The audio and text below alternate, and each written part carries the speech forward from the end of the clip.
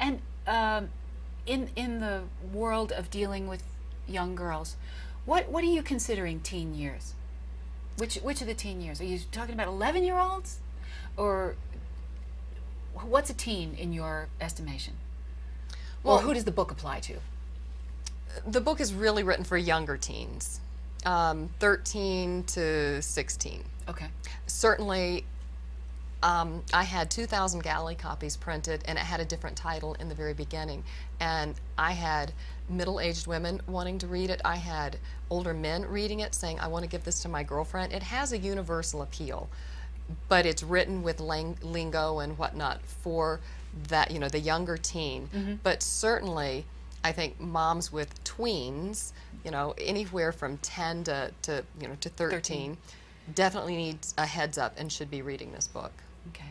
So you're an enlightened mother, and you're reading this book, and you're looking for an opportunity to open up a discussion with your daughter about some of the touchy subjects that come up. What's a good opening line? If the mother's read the book, Mm-hmm. I read this in this book, show her the passage and just ask her opinion. What do you think? What's going on? Mm-hmm. I'm really curious. And those wonderful communication moments, even if they're few and far between, it's handy to have just a little way to chink away at the armor that these kids put up and find a little inroad to get them to talk about things. Sure. Well, there's two questions that I always hope that parents ask. What do you want and what do you need? And I really should throw in the third one, how can I help? Yeah. We just don't ask our kids often enough. We just make assumptions about things, and we give too much advice or we micromanage. Mm-hmm. But it's just, what do you want? What do you need? How can I help? It's a funny thing, but I remember somebody saying to me that baby boomers, as parents, want to give their children everything they didn't have, yet they want their children to appreciate it the way they would have, which is, it's a dilemma, to say the least. And I think one of the things that I got from my mother that I worry I haven't got the opportunity to give to my daughter is time. I enjoyed the luxury of having a mother who was a stay-at-home mom, who was far more connected to my life, who knew all my friends, and how can we deal with that? How can we as mothers in a busy society with lots of obligations and other relationships, how do we carve out time for our daughters? Again, an excellent question. And I would love to sound very old-fashioned and answer it by simply saying, moms, just stay home. And I know that we just don't have that world. Mm-hmm. But kids really do need a parent around a lot when they're a teen. So I think it's a matter of a mother sitting down, looking at her schedule, looking at her lifestyle, looking at everything, and deciding what's most important. Because we know that we spend time with the things and the people that we love the most, and really look at how much do I really love this child, and what types of activities can I involve my child in? How much time, can I take some of this off of my day planner and give that time to my child? Mm-hmm. It really is a hard decision, but it needs to be made. It's Let me as put it that important way. as taking them to the orthodontist. Absolutely. Yeah. And I have to say, even though your child might be, doing this to you, especially during those puberty years, little girls just shred their mothers in order to find autonomy. It's a pretty brutal process. Mm-hmm. Even in those times, I really encourage moms, don't pull away. Even though you might want to, because it really hurts with what's going on, with how snarly and nasty your 13-year-old can be. That's when you just need to step up to the plate even more and really be there for her.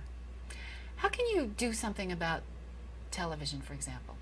They say that there are all kinds of teens who watch shows like Friends and like Sex in the City, and who have an opportunity to see very adult behavior right in the comfort of their own living room. How do you monitor that? How do you counteract that?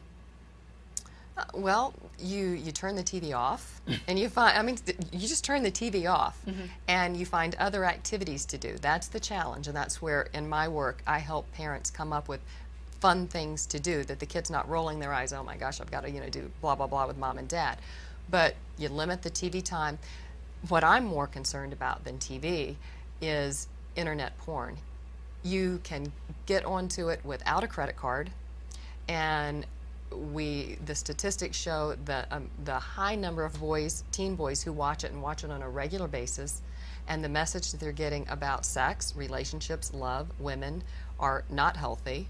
And I'm more concerned about that than Sex in the City. I mean, it certainly doesn't have a great message, but there's this other stuff that kids are watching and really getting some debauched messages and this, these debauched images of what sex and love and romance and girls are supposed to be about.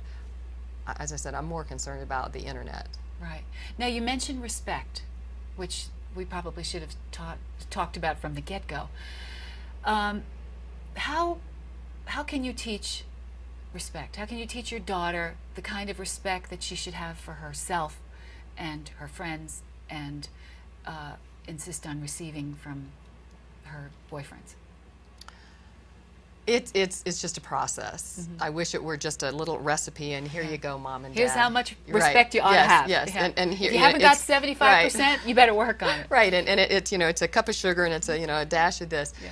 But the very first thing for parents is you have to model it.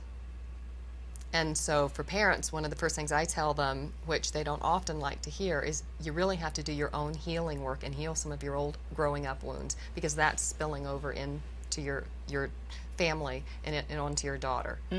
So you've got to model it, and you've really got to learn how to listen so you can hear your child's hard truths, so you can be there for her every step of the way, so you do have that ability to communicate with her and let her know this is the type of behavior that comes from having respect. This is what happens in the world when you have respect, because you've got to counterbalance all the messages, because the world is becoming more and more increasingly disrespectful, especially to women. So you have to give her all those opportunities to point out, let her see, this is the message that you're getting from the media, because kids, they're swimming in it. They don't understand that there's something different than what than what they're swimming around in. So parents need to at least hold up a different model and say there is this other stuff out here, and you have to do it every day.